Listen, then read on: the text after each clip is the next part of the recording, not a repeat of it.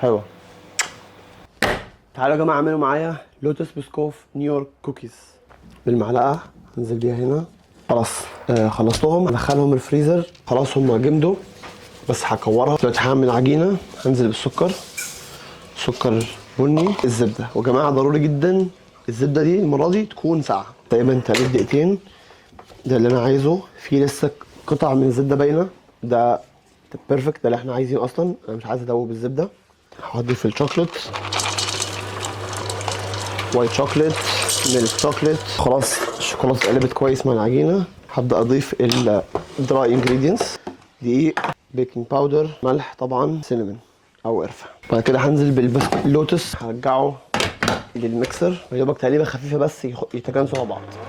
لما يوصل يا جماعه اللي هو شكل الرمل ده، هبدا اضيف البيض. اول ما يتكون عندي عجينه اوقف تقليب. هبدا اوزن العجينه.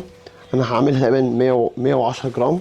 دلوقتي بس هاخد واحده، بس هعمل لها يعني حفره في النص كده. احط اللوتس واغطيها. خلاص بعد ما جندوا تاني يوم احطهم في الصينيه، هخليهم على الفرن درجه حراره 180 من 10 ل 12 دقيقه. خلاص طلعت الكوكيز من الفرن، ندوقها دلوقتي. حلوه.